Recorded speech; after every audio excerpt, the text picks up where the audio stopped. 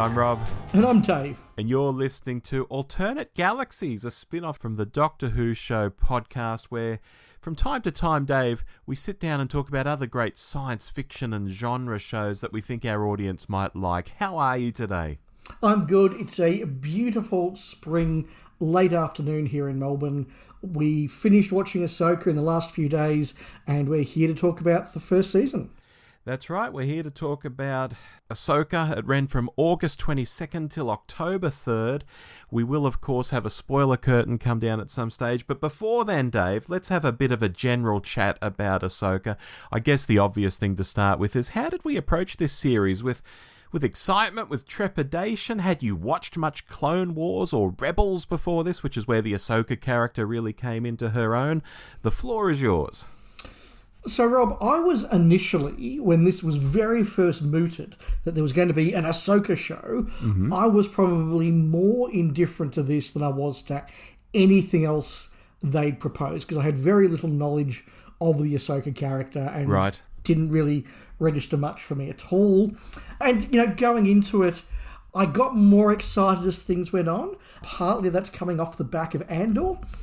And, you and I both raved about Andor. I think we both put it up there with Empire and Rogue One and Mando Series 1 and some of that really good Star Wars. You and I think, were both quite disappointed by Book of Boba Fett. We've both been enjoying Mando. I kind of rode along with Kenobi more than you did. So they've probably been more hits than misses for us in this franchise, but there have been misses. So, Andor, that wave of positivity kept me going. Then I saw the trailer where they gratuitously dropped the phrase heir to the Empire, and they talked about Thrawn and Ezra and characters I like, and we'll talk more about those potentially later on. So my excitement actually grew quite a bit, and I was actually quite looking forward to this by the time it dropped, which was good marketing for someone who only really knows Ahsoka as a bit character in the Rebel show that I've seen about 2/3 of, and a guest appearance in Mando Series 2, was it?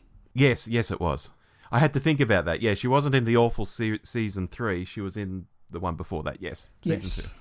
Yeah, well, look, I am a bit different insofar as I watched Clone Wars as it all happened. I watched Rebels as it all happened, so they're both embedded in my mind, and I knew the Ahsoka character. Ahsoka's a character I didn't initially like, because they did bring her into Clone Wars as a youngster, relatively, like an early sort of teen, and she would call Anakin Skywalker Sky Guy, and she was very annoying, and she'd do things that would wreck plans. I was like, oh my God, this character is so annoying.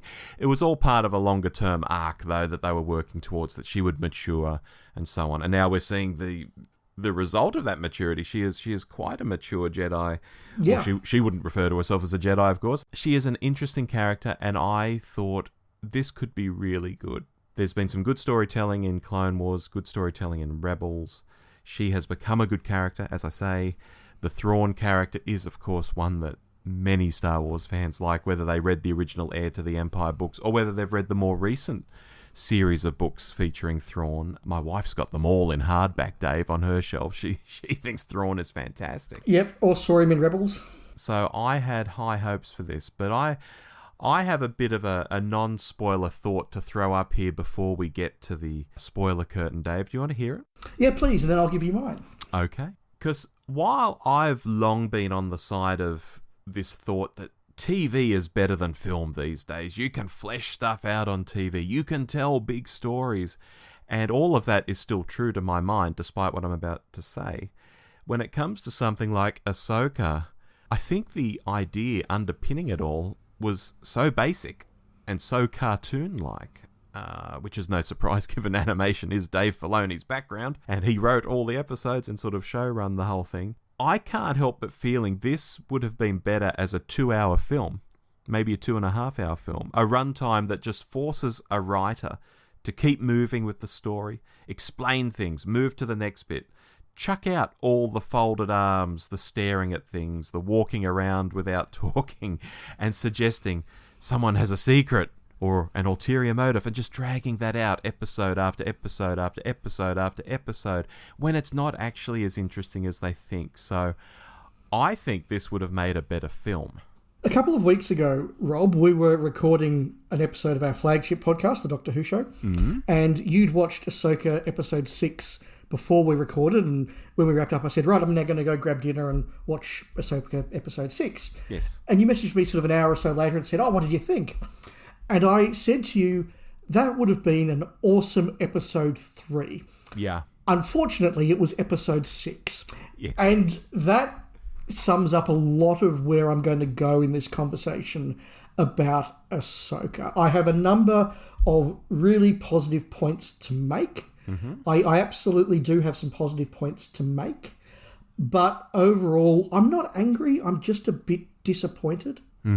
That's fair. And, well, that's probably as far as I'm willing to go before the spoiler curtain. All right. Well, before we do get there, I did make a note of this too, so I'll throw it up.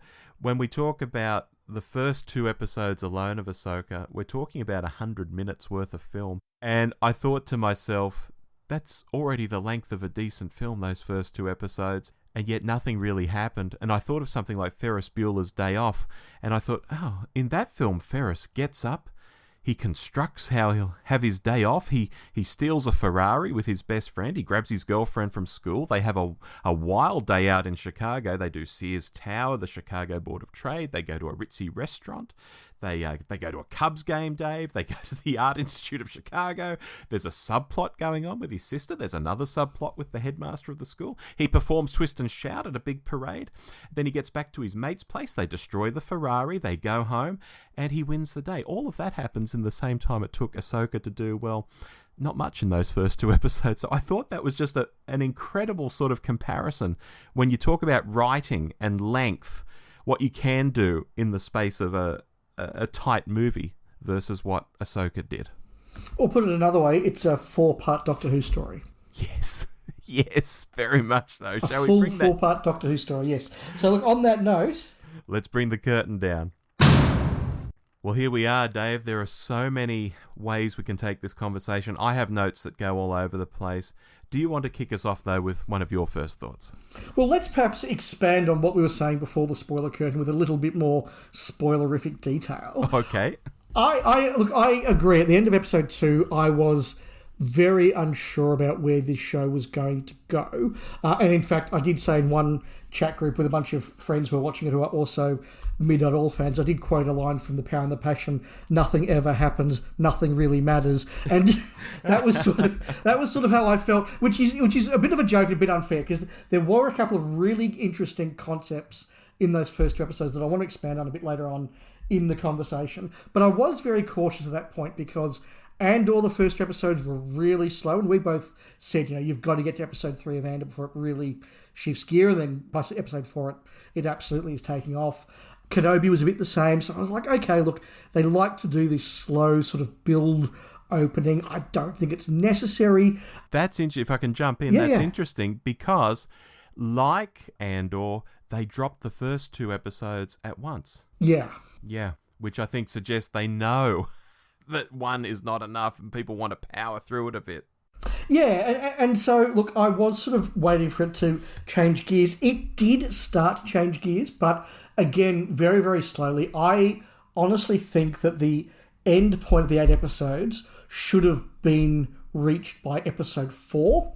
Mm-hmm. And then they should have had a back half of the season that was all about all the stuff that flows on from that. I think it was really a season of setup, and that's a problem. And the final point before I sort of throw back to you, Rob, is I did make the comment on Twitter, and a few people agreed with me, that they really need somebody like a Terry Nation involved in the writing of these things. Because, look, I'm a huge fan of Terry Nation, as you know. Others are to some degree a fan, more or less, but I think everybody acknowledges, whatever you say about Terry Nation, he knew that in television, particularly sci-fi, you've got to keep things going and something's got to keep happening. There's got to be an action beat, there's got to be a revelation, there's got to be a fight, there's got to be something on a regular basis, so that there's always something going on, there's always a bit of excitement, there's always a bit of adventure. He would open his stories with an action beat, then there'll be a bit of mystery, then a bit of an action beat, then a battle, then some explanation, then a beat. That, to me, is what was really lacking in this show, which can get away with if it's a book,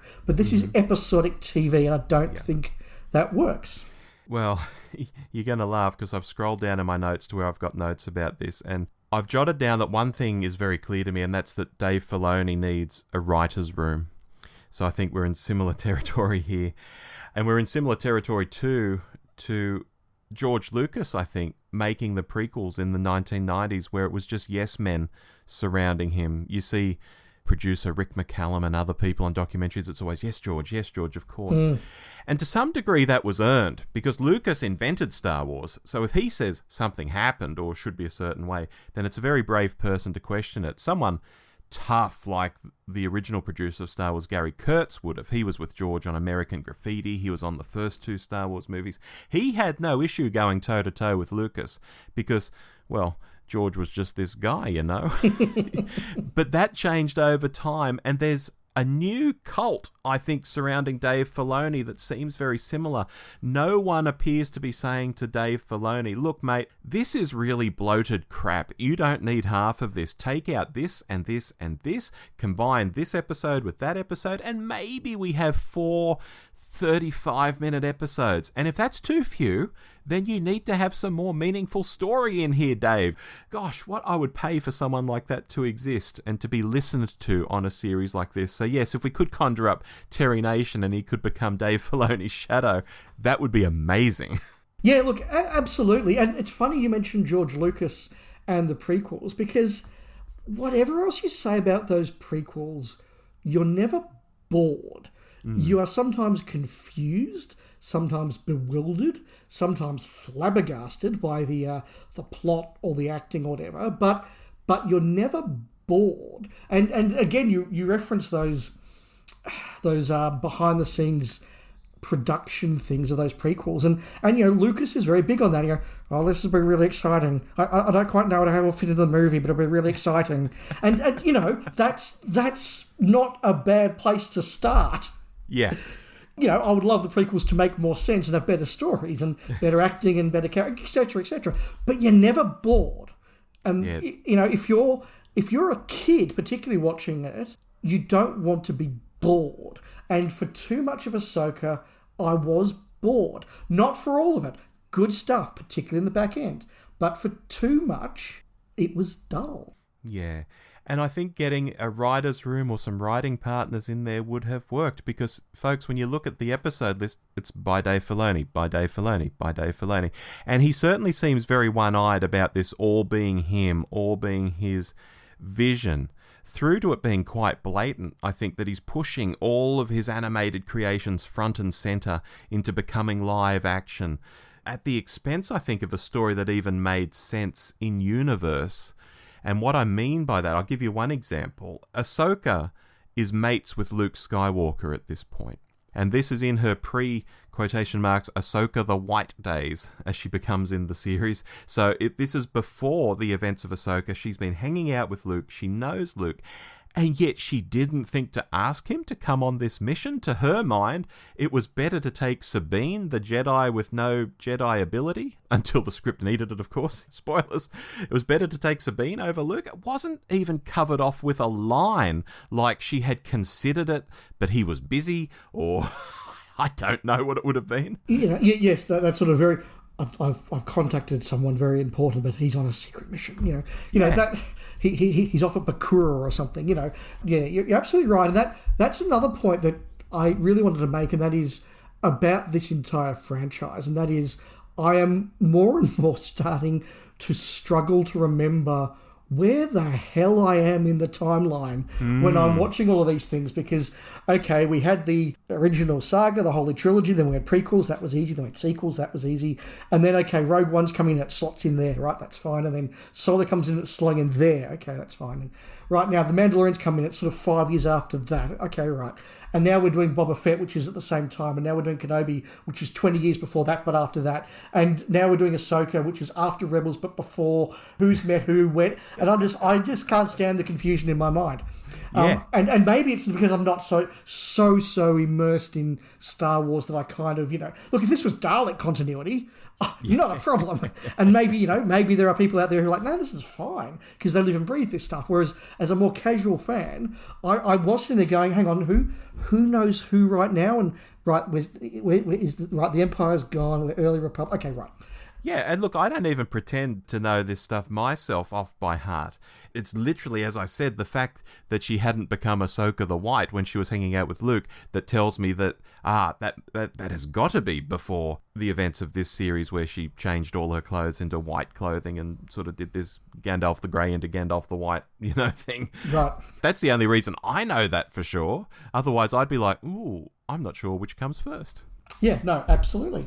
And I mean, I touched on this, Dave putting his characters front and center. The creation of Sabine as a Jedi who has no Jedi powers. And all of this happens off camera, mind you, before the series starts. Maybe people who haven't watched Rebels and haven't watched the Clone Wars don't realise this. But Sabine doesn't start becoming a Jedi and training with Ahsoka there. So for even people like myself and my wife who started watching Ahsoka, and suddenly it's like, oh yes, she's had this big master-Padawan relationship with Sabine, and, she was going to be a Jedi, and it's like, when did this happen? This has all happened off camera, and I don't think it needed to be there. She was already a great Mandalorian fighter. She was so good on her own. She was a great artist. I don't think she needed to be pushed towards being a Jedi. It was like, if we can throw in some Doctor Who references, we already have with your Daleks, it was like when Stephen Moffat became obsessed with his creation of Clara, and she grew into the most important companion who ever companioned. I think someone again needed to say to Filoni, Dave, just let it go. It's not needed. But now it's carved into stone. Sabine, who was already this great character, she's now extra awesome. It's very childish writing in some ways. It's the kind of story you'd invent for your action figures if you were 5 years old. Like, I've got this action figure. It's a Mandalorian. Oh, I'm going to put a lightsaber in its hand. Now it's a Jedi Mandalorian. Wow. It's that kind of level for me. Yeah, and what you said at the start there is what I saw as well, and what I call the Harry Potter 7 problem. Right. Which is the first 6 Harry Potter movies all really focused on making sure that the casual audience who hadn't read the book, as was the case with me in the later few books, could rock up to the movie and understand the plot. Mm-hmm. But by Harry Potter 7, I was sitting there going, why did that happen? And how did that work? And friends of mine were going, oh, you need to read the book to understand. And it's like, well, I didn't for the first 6, but now I do. And this is the same thing. I think for a number of these spin-offs, they have been pretty careful to make sure that casual Star Wars viewers who haven't seen every iteration of every series and read all the books can still keep up. So, for example, there was a bounty hunter dude who rocked up in one of the other series, and I know that there were people who were fans of Clone Wars and the like who went, oh, that's that guy, they brought him back, oh, that's really cool. But even though I didn't go, oh, that's that guy, I was able to go, okay, he's an alien, he's a bounty hunter, he's a bit of a bad dude. I can now follow this plot, and I don't feel as I'm missing anything here for not having watched it. There's enough signalling for me to get away with this. Whereas this was one where I was sitting going, okay, I know that bit because I've seen that episode of Rebels. Oh, I don't know that bit. And then I'm going, is that because I haven't seen it, or did they just make that up? Yeah, so this the latter. Yeah. So this was the first time out of any of these I've actually felt a little bit like, oh, I haven't done my homework and now I can't follow it. Oh, that's a shame. Yeah, and that's really important in a series like this, because although Dave Filoni might think his animated series are the best things, ever made, the viewership for those is in the low millions. The Star Wars audience as a whole didn't watch Clone Wars. They didn't watch Rebels. They're these little niche things. Again, people who watch them think they're very important and big, but they're actually not. And so a show like this really, really needed to explain things. And in some ways it did. And in some ways, yes, you can just pick up on what you think a character might be, like that bounty hunter and such, and just go with it.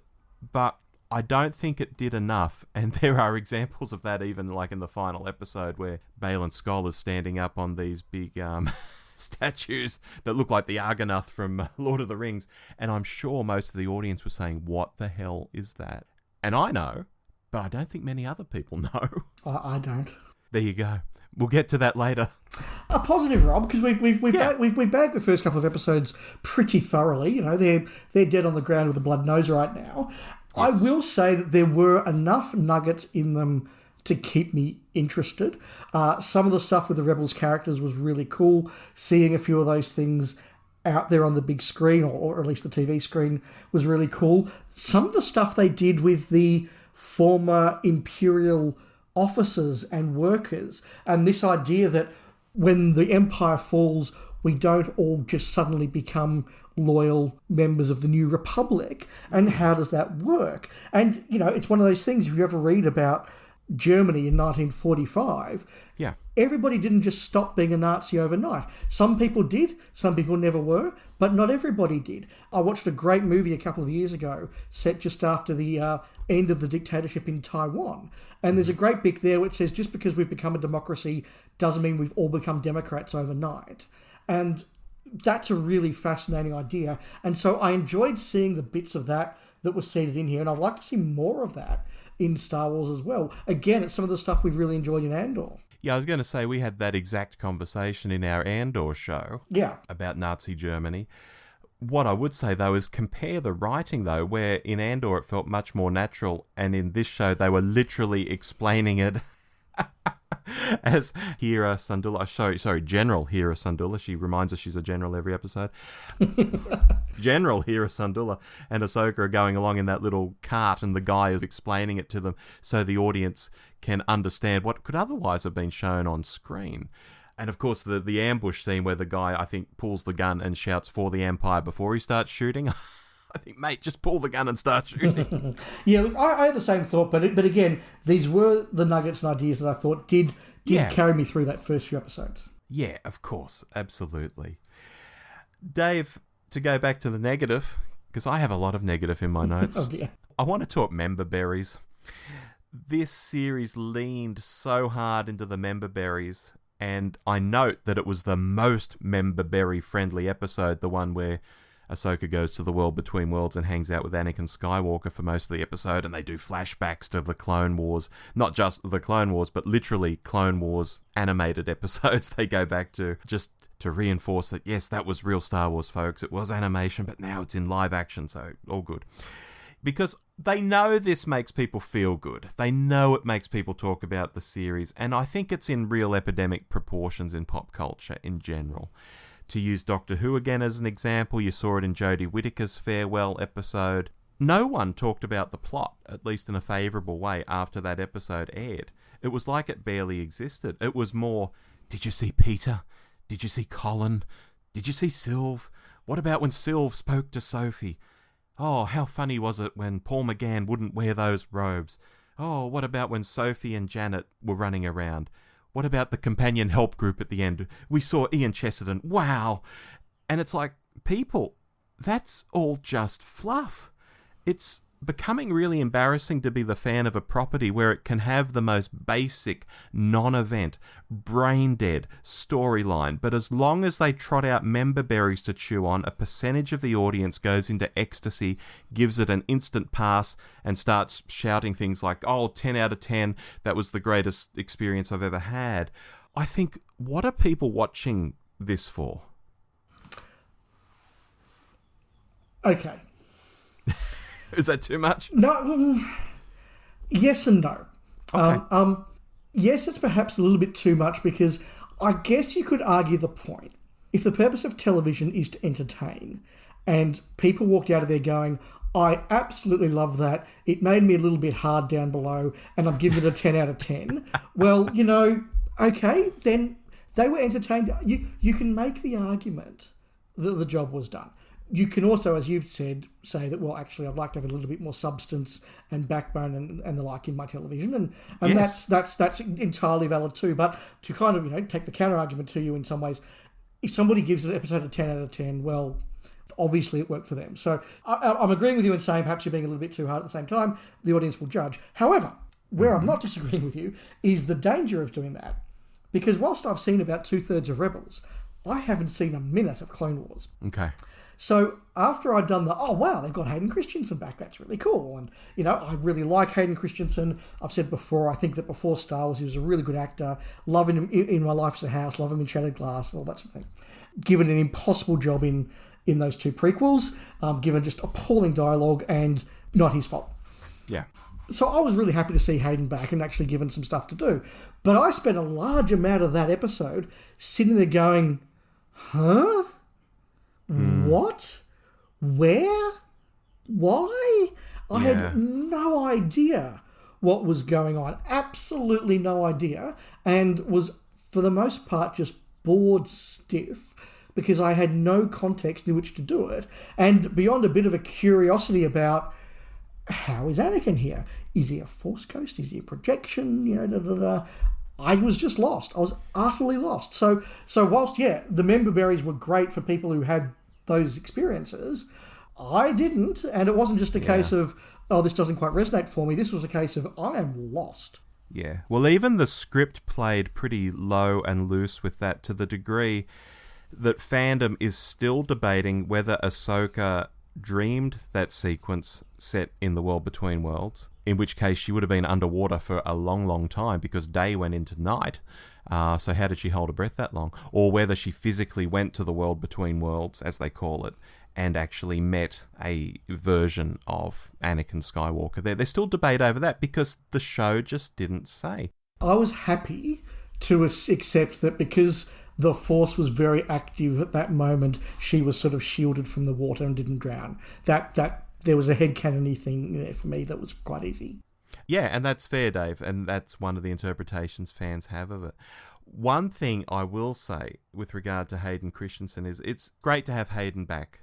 And I see a lot of people saying, Hayden, I love you. And the weird thing about that, though, is I don't think these people who are saying that suddenly think that semi-wooden performance in the prequels is now Oscar award winning. They've fallen in love with the character through the animations and the stories in the animations. And Christensen wasn't involved with them. Obviously, the character was animated and it was voiced by a completely different person. But when he comes back as the character they've grown to love, he's now reaping the reward of being that character. More so than people think he's suddenly become a great actor. Certainly his fight skills are good. Well, I won't underplay those. But it's because of what he was in the animation, which again wasn't Hayden Christensen. So I just find that very, very strange. Yeah, there's a bit of an element that I've discovered with fandoms generally, and particularly Star Wars fandoms, where, and at the risk of being controversial here, and listeners, if you think I'm wrong, write in and tell us. Happy to have that conversation. But the everyone gets a prize generation has sort of come up and is judging it. And I've seen comments on Twitter that say that, there is no such thing as a bad performance.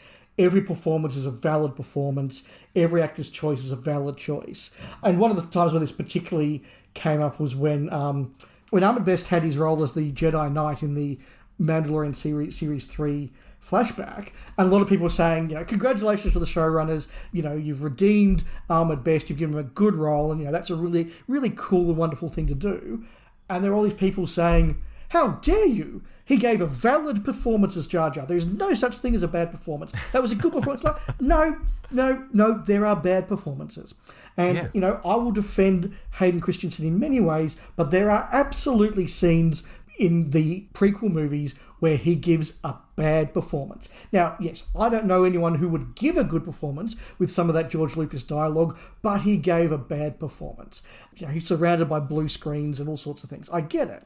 I get the mitigation. Mm-hmm. Yeah, he's giving the performance that's on the page and that George is directing him to give. Correct. I get the mitigation, but they were not good performances in some places. Some of them were great. When he loses his rag, there's some really great, creepy performances, but some of them weren't. So yeah, I kind of find that whole, everybody's a valid person, everybody gets a prize, everybody's a good actor. No bad actors exist. I think it's that, funnily, you should mention the every child wins a prize generation. I think it's that generation they're trying to appeal to with Sabine's Jedi powers. We've had people online just recently saying, the Force is in everything, so of course you can become a Jedi if you just concentrate. And it's like, oh really? So everyone in the universe can be a Jedi now? And when the Jedi would take children to the temple for training, they could have just grabbed any child. Is that the case? Because any child, as long as they concentrated, could be a Jedi? That's absurd. That's not how George Lucas wrote this stuff. So I wonder if Dave Filoni writing this idea into Star Wars that, as long as you just concentrate, because, you've got the Force in you, and if you just concentrate and try hard, you can do it. I wonder if that's an every child wins a prize generation kind of thing. Rob, that's a perfect segue to two of my points. Oh, great. Would you like to do Jedi, or do you want to do cartoon versus reality? Oh, let's start with Jedi. This is a slight reheat, but a continuation of a conversation we've had a couple of times now talking about Star Wars. And it's become really, really apparent in these last couple of seasons that no one's quite sure what a Jedi is. And part of that is because it was never really defined in the original trilogy. You know, in Star Wars, we get to see Obi-Wan use a lightsaber, do his little Jedi mind trick, and, you know, kind of help to direct Luke to concentrate a bit. It was very sort of subtle sort of things. As it went on, you can see them have the power of telekinesis and a little bit of telepathy and all that sort of thing. And it makes you a bit more focused, a bit stronger, and you can do a bit of magic. It was all very sort of unrefined and in some ways a little bit low-key. You then get to the Phantom Menace where the Jedi are just absolutely super powerful. They can do force pushes, they can jump over tall buildings with a single bound, they can breathe underwater, you know. A Jedi can do anything until the script requires them to be quickly and mercilessly slaughtered with a couple of gunshots. Yes. You know, but there is that sort of sense of the Jedi can do anything except what the script can't let them do.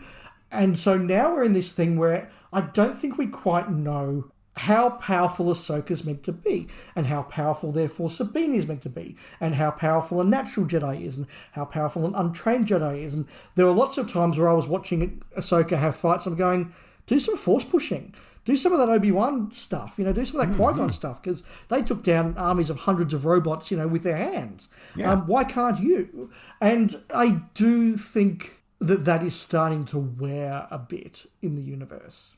Yeah, no, that's very fair. And yeah, look, George brought in the idea of midi-chlorians in The Phantom Menace as a way of explaining that the Force is in everyone, but if you have a higher midi-chlorian count in your blood, like Qui-Gon tests Anakin's blood, then you have more affinity for tapping into it. And I always thought that was a fair and equitable thing. It was giving us sort of a scientific explanation for something that had been a bit magical up until then.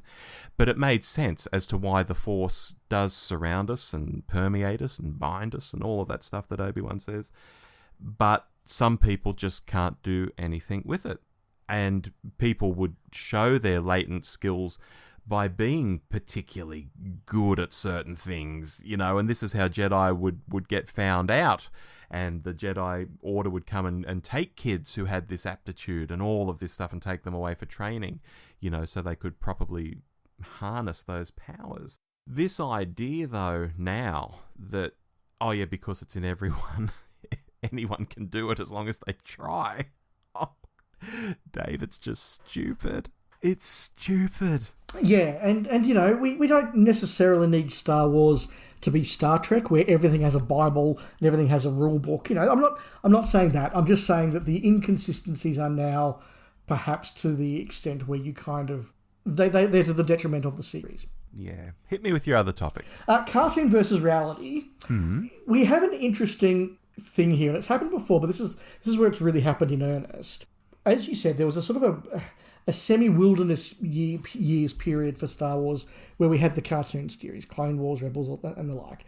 And one of the great advantages of doing a cartoon is that you're not restricted to your characters being humans with funny hats, eyebrows, face paint, rubber suits, or if you have a huge amount of money, which most TV shows don't, you know, the full Andy Serkis motion capture sort of thing. You know, that's really not a path most things can go down. So yeah, on television, you're sort of restricted to actor in rubber mask with makeup. In a cartoon, you're not. In a cartoon, you can have skulls that are clearly not the right shape. You can have people who are thinner and fatter and have really weird and different sort of aspects to them. And that's really cool. Until you bring them into the television world. Yeah. And, oh, look, there were just a number of characters from here who, look, it was great to see the Rebels characters in the flesh, so to speak, but some of them just looked utterly ridiculous. Now we'd seen this before in a couple of cases. I know that when the Inquisitor was in Kenobi, there were people who were like, his skull's the wrong shape. It's like, yes, because there's a real person with a real skull under that makeup. So, sorry, dude, yes, his skull is the wrong shape. Live with that. But some of the decisions here, like, they just work in cartoons and look terrible. I think Ahsoka's head tentacles never for one moment looked anything other than ridiculous. ridiculous for me. Hera's weren't much better. At least she's got that weird 1920 set of driving goggles to sort of hide the joins, and they sort of just sit at the back. But just too many characters too often have just gone, sorry, you've tried to match the cartoon and it looks ridiculous. Well, there's a couple of directions I can talk about now, but the main one I think that ties in most here is coloured contact lenses. To look like their characters, Hera, Ahsoka, and Ezra, all three of them wear coloured contact lenses that look incredibly unnatural. And the eyes are very important in acting. John Pertwee would always say this, wouldn't he, Dave? You've got to see the eyes. You know, yes. The eyes convey everything. And when the eyes are mostly covered with a very bright, cartoonish colour, because, you know, oh, look, Ezra had blue eyes in the Rebels animated series, so the guy's got to have blue eyes. They just look unnatural, and when the characters are looking at things, it doesn't look quite right. I would have just rather they just went with their normal eye colours, honestly, and maybe had the odd fanboy or girl saying, oh, that's not the right eye colour. Too bad. Again, like the Skoll example you gave, this is a better way to do it. I would have gone that way. Does funny coloured eyes take us to Thrawn? If you like. Look, I enjoyed Thrawn. I think the series would have been far more interesting if we'd had far more of Thrawn a lot earlier, and indeed had Thrawn got to do anything more than stand in the same room for 2 episodes. Yeah. Great character, great performance. He looked good. There was a lot of really good detail with the uniform where they sold this idea that it had been several years that he'd been living in this isolated, far, far away galaxy. So I think I would like to see more happen with him, and this is another translation to the median thing that sort of matters. I hate to be one of those people who's like, oh, but the book was better, because I hate those people, because like adaptations are meant to be adapted for different mediums. That's how it works. So I say this with, you know, full sense of irony and self-deprecation, but Thrawn did come to life in the Heir to the Empire books by Timothy Zahn because they were books and because you could do page after page of this is how Thrawn is thinking and this is the trick behind what Thrawn is doing and this is the twist. And that's a really good thing for a book. In Rebels, Thrawn works because that's a very simple series and because he's the actually competent bad guy. So he's a level above everyone else because he's actually really good at his job and that makes him scary. But it's nothing more than that. And that's fine for Clone Wars because Clone Wars is at the end of the day, Rebels is at the end of the day a kid series. Here, he had the presence, he had the command presence, he had the authority. He was shown to be reasonably good at strategy, although, to be perfectly frank, while they were distracted, I did something else, was not the greatest, four-dimensional piece of chess playing that I've ever seen. I liked all these attacks that failed, and when they failed, it was like, yes, that was part of the plan. I enjoyed seeing him. He definitely lifted the series. I think that it is a great shame that we didn't get to him quicker, which would have been more interesting. And as I say, we didn't have him get away from that planet by about episode 4, so we could have 4 episodes of let's really show Thrawn at his Grand Admiral best. And I hope that if we're doing Ahsoka Series 2, we're going to lean into that a lot more. Yeah. On Thrawn, I'd say the guy is a genius in all the media he's been in to date. And here he was used very perfunctorily. He just would stand around, as you say, in the one room, giving orders for attacks. When they failed, he'd say, oh, that was part of the plan. He leaned on the Great Mothers a heap, even though there's no backstory as to how they met up or why they teamed up. I think it's something to do with the cargo he's loading onto the Star Destroyer, has something to do with the Great Mothers, but their actual relationship wasn't really explained. The Great Mothers were just there, deferential to him. They can do magic, the end. He didn't use art once, as far as I recall, even though that's his whole shtick. To people who don't know the character, none of this would really stand out. He'd just be, oh, he's the villain. That's who they wanted to find. He does villain things. Look, just to interrupt, there was somebody at work who was watching this series, and they've never read Enter the Empire. They haven't seen Rebels, and they just said to me, that Thrawn guy's a really cool character. I love him. And I was like, oh, really? Have you heard of him before? Nah. So, yeah, if you were new to him, he was pretty cool. Yeah. But I would say to anyone who does know the guy, yeah, there's a lot more that he should be doing or could be doing, like I've just outlined. Maybe feeling let down is even too tame a way to phrase all of this. I think the portrayal itself was okay. I think Mikkelsen was maybe a little fat for the role physically, because Thrawn is always, he's such a driven, in command of his brain and his body. Rebels, we see him training, and he is an incredibly fit dude. Here, it's like he's eaten all the pies. That didn't sort of come across well. Was it meant to show that he perhaps let himself go a little in isolation? You can maybe headcanon it that way. Yeah, maybe. But he's such a, as I say, he's so in command of himself, which includes his body. I'm not sure he would let that happen. Yeah, that's a good point as well. Yeah. So, look, I was quite let down by the way he was portrayed. I mean, Mikkelsen does a good voice, and he did do the voice in Rebels, and he looked okay. He looked a little like Elon Musk, though, I've got to say. Yeah, I didn't pick that until Twitter did, and I see what they're going for. Oh, really? But it wasn't. I didn't go, oh my God. Look, I generally don't spend my life thinking about Elon Musk, so I didn't pick that. But yeah, once you're told, you do see it, yes. Yeah. Look, compared to what he could have been, and if we had 4 episodes of him coming into the galaxy and starting to wreak havoc on the Outer Rim, and the New Republic is just like, holy hell. And we start having some space battles and stuff. Oh my God, that could have been incredible. Maybe all that stuff is saved for the movie. Yeah. Look, if we had seen him come back and then do a variation or a version of his siege of Coruscant from Dark Force Rising, that would be really cool visually, really dramatic, and really show sort of the cunning of Thrawn. That's the sort of thing I would have liked to have seen. Yeah, absolutely. Dave, let's talk about some of the new characters who popped up in this show, because for mine, it was characters like Baylan Skoll, played by the late Ray Stevenson, and Shin Hati, played by Ivanna Sakhno, who I found possibly the most compelling and interesting, and possibly doing the best acting in this piece as well. What did you think of Baylan Skoll and or Shin Hati?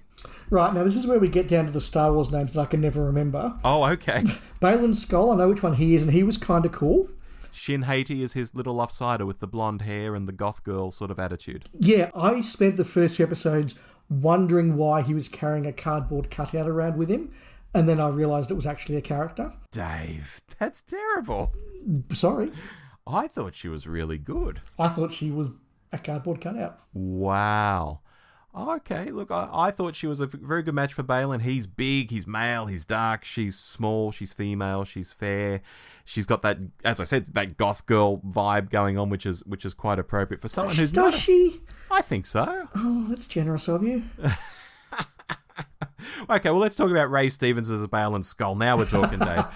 Arguably the most interesting character in the whole thing, and not just because of his actual storyline. I mean, his actual storyline is, I need to go to the other universe. And once he's there, it's, I need to find this source of power that I can send. And it doesn't go beyond that. We don't get much there. I find him interesting, on the other hand, because of the way he sees the world and his little incidental lines here and there. He likes the idea of the Jedi, but not what they became. He doesn't want to kill Ahsoka, as there are so few Jedi as it stands. That's his worldview, and the way he delivers that line is so interesting. It's more interesting to me than, oh, he's searching for something, we're not going to tell you what it is, in episode after episode. I liked the smaller moments with him, and thinking about who this character could be and how he's ended up as a sort of, he's certainly not Sith, he's more of a grey Jedi, I would say. I found him a compelling character, even though he didn't get a lot of screen time.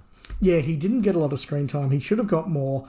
And I thought, I perhaps didn't find the character quite as interesting as you did, but I found the performance was definitely one that elevated a thinly written and little seen character into a much bigger part of the show. Yeah, absolutely. And with the way the episode ended, as I say, with him standing on the Argonath, that's a Lord of the Rings reference.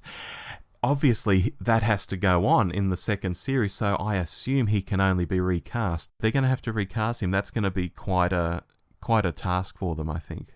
Yes, that is probably the better choice, but we'll see what they do. Yeah. Now, I know we're about to wrap up, so I'll just talk here briefly. I made a note about what's going on, because I guess a lot of people watching were asking themselves at the end there, Sure, they can comprehend that Thrawn is now back into the proper Star Wars galaxy and that Ezra tagged along. I've got a note about that too. Meanwhile, Sabine and Ahsoka are stuck back in the other galaxy on Peridia, although stuck might be a stretch given they can just hitch a ride with a star whale back home. And, of course, Baylan, Skoll and Shin Hati are lurking around. And, as I said, Baylan is standing on top of that huge statue, and people are saying, what's all that about? Basically, they're carvings of the Mortis gods. The son, who is aligned with the dark side, the daughter, who is aligned with the light side, and the father, who represents balance of the Force. These came up a few times in the Clone Wars and in Rebels. So, again, it's Filoni referencing himself and bringing his animated ideas into live action, and, we can have comments on that. But it would seem that's what Baylan is drawn to, the power of the Mortis gods. Maybe it's something he thinks he can harness, but it was very underplayed, very unexplained on screen. He didn't at any point turn to Shin and say, I'm off to find the Mortis gods or anything like that, anything direct. So a lot of people are confused about what happened there at the ending, and that's it essentially. Fair enough. A final point from me, and that is to have a quick chat about the character of Ezra. Yes. Ezra, of course, was a very big part, in some ways the big part of Rebels. And I must admit, I really liked his character in Rebels. I quite like that idea of he's an archetypal character, the young orphan that finds that he's got powers and has to go on a quest and mature and grow up and all the rest of that. I've got friends who absolutely loathed him because they just saw him as another precocious space boy that, fans all hate. But look, I really liked him, and so I was quite keen to see how he would come back, and I was quite keen, as I was with Thrawn, okay, this is great, but can we get to Thrawn? Can we get to Ezra? When I first saw Ezra, I was a bit disappointed because I sort of thought, they have to. At time's passed. He's going to be in his 20s now. They made the right decision, but he felt a lot older at first, and he looked older, and he's got the beard, and I sort of thought, they've lost what was exciting about the character. But then as you went on, you started to see those lovely cheeky little moments, the twinkle in the eye, the sense of fun, the sense of fallibility, which was always a big part about Ezra, and why he wasn't one of these, it's another all-powerful Jedi who's going to be trained up to be an all-powerful Jedi who's really powerful. It's no, this guy's a bit of he's fallible, he makes mistakes, he makes errors, he's adorable in that sort of way. And so they did start to show a bit of that, and that was really cool. So, again, Ezra was a highlight for me, and again, it's a shame it took us nearly 6 hours to get to him. I agree with all of that, but Ezra falls a couple of times into a section I marked here, stupid stuff. We won't go through it all, but some of my stupid stuff was Sabine being skewered with the lightsaber and walking it off. Just dumb. Well, now let's just go down that rabbit hole for 30 seconds. It seems to be now established canon that lightsabers aren't actually all that dangerous after all, and Qui-Gon was just very unfortunate. And Han Solo in Force Awakens? Yes. Like we've had that many people now in the last few years survive what should have been mortal blows with a lightsaber that I think we just have to go. Lightsabers aren't that powerful anymore, folks. It was a pointless scene anyway, Dave. As if they were going to be killing Sabine. It didn't have the audience on the edge of their seats. They could have just had Shin Hati kick the snot out of Sabine and then run off before Ahsoka could arrive. Same result, she ends up in hospital. Cue all those scenes in hospital. It didn't have to be a lightsaber wound. Anyway, I'll zip my mouth on that. Yep, back out of that rabbit hole. Back out of that rabbit hole. I had other stupid stuff like Morgan Elsbeth. She is aligned with Dathomir and the Night Sisters, but the Empire tried to wipe out the Night Sisters. Actually, they're pretty damn good at doing it, so why she's hot to trot to help the Empire, that's a mystery. Probably one we won't uncover now that she's dead. Ahsoka fighting in space in the spacesuit, that was just stupid. Thrawn's troops with their armour with the kintsugi effect all over it. Who have they been fighting for the past 10 years, Dave, that all their armour is smashed and needs to be fixed in the kintsugi way? I mean, I think it's just Dave Filoni saying, look, their armour's got a kintsugi effect. That's Japanese, kids, and Star Wars has always had Japanese influences, right? Like, oh no, it's stupid. I've no idea what some of those words were there, Rob, but I thought it was kind of neat that they looked like they'd been out of action for 5 years and floundering for materials and parts and stuff. So not knowing the reference, that look worked for me. Oh, I see. Okay, kintsugi is where the Japanese, if they break a vase, they'll repair it and put gold leaf down the cracks that they've repaired, right. So that objects have value even when they're broken. And all their armor, though, was absolutely smashed. I thought, who have they been fighting on this planet for that to even happen? Not the turtle people. Who? I don't know. Anyway, getting to Ezra. They do Ezra's escape from Thrawn's ship off screen. That's a cheat, Dave. It feels unearned. It was a huge cheat. Yes, even though I think it would have been really interesting to see how it would have happened. And apparently, Dave, Ezra keeps his stormtrooper on the whole way back to the Rebel fleet. Somehow he gets clearance to land without anyone knowing who they're allowing to land in an Imperial shuttle. He then walks out of the shuttle in his full stormtrooper gear, including the helmet. This is just stupid. Just so he can take it off and we can have the "It's Ezra" moment for Hera. That isn't how real life works. It was dumb AF. Stupid. And again, had Thrawn left the planet at the end of episode 4, episode 5 could have been about how do they get away with Thrawn and where's Thrawn going next? And yes. Oh my God, Thrawn's going here, so we need to get away to warn them with... You know, you can see where that would go, and that would be a really cool episode 5, setting up the last 3 episodes to be, can we stop Thrawn from doing his next big thing now he's back? Ezra sneaking around a Star Destroyer. Yes, that would have been very, very cool. My other note on Ezra, when we find him, he isn't interested in having a lightsaber. He's beyond that. He just needs the Force. Okay. Then, the very next episode, he jumps at the chance to build a lightsaber. Not only does this not ring true after the previous episode's comments, but it makes no sense. He wasn't holding off taking back the lightsaber from Sabine, knowing that there would be a robot with a bunch of parts on the ship that he could build a new one. It was simply so that a new lightsaber could be made and giving us that scene where Ahsoka, Sabine, and Ezra all had a lightsaber. No more, no less. And I was just like, oh, God, I hated that. Okay. Yeah. Anyway, maybe it's time to wrap up. Yeah, and look, I don't have any big summary thoughts. I think we've covered it all. There were a lot of niggles in this and a lot of problems with this. I think we've had more negatives than positives, and that's a real shame. Was there enough to keep me watching this? Yes. Was there enough to keep us talking for 50-something minutes? Clearly. Mm-hmm. Did it need someone to come in and do a bit of a rewrite on this? Yes. The script was flabby. The script was lazy. Thrawn was flabby. There was a lot of potential here that didn't quite come off, and that's why I just come back to, I'm not angry, I'm just a bit disappointed because it could have been so much better. It wasn't terrible. This is not the Book of Boba Fett. No. But it could have been a lot better. Yeah, quite right, Dave. I've been mostly down on this in today's podcast, and what's interesting for anyone who saw me rating it on Twitter across the first 5 eps or so before I stopped rating it and brought my feelings internal, I was giving it like 6 out of 10, 6 out of 10, 7 out of 10, 8 out of 10, 8 out of 10. And I do stand by those ratings. Looking at the episodes objectively and weighing up the good versus the bad, I felt it got progressively better. Sure, I was still throwing 8 out of 10 at episodes like the one with young Ahsoka in it that it felt like the rest of the fandom was saying was the greatest thing ever made. It was, Citizen Kane for our times and all of that sort of stuff. But each episode did do dumb things. It could have been tighter, as you say, but it still had value overall. So I sort of sit in a funny place with the series. I think it was slow. I think the story was too thin. I think the characters and or the portrayals of the characters by the actors didn't really ring true in several examples. I don't think they'd gone back and watched their animated versions to sort of get a feel for how they should be playing them.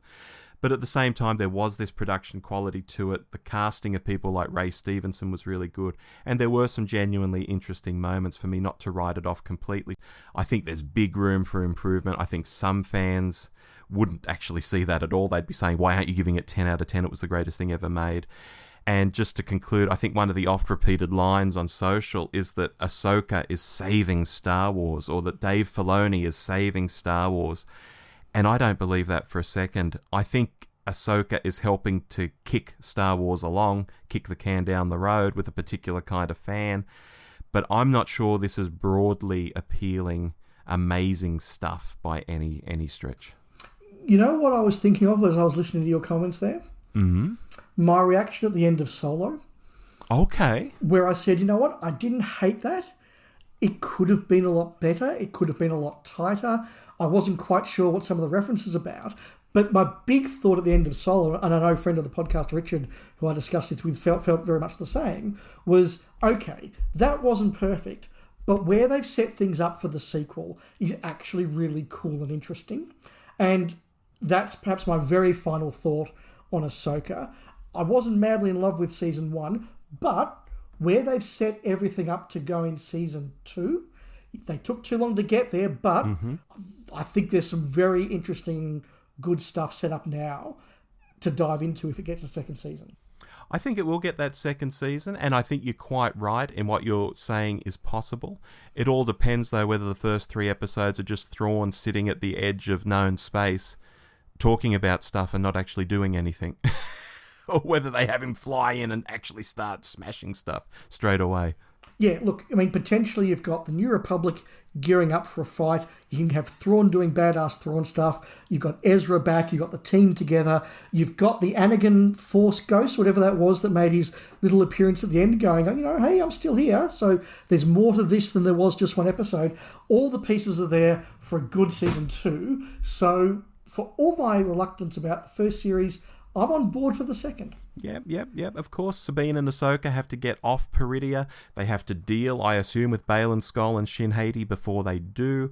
They probably swoop in episode 6, Dave, and help win a big battle or something. Who knows?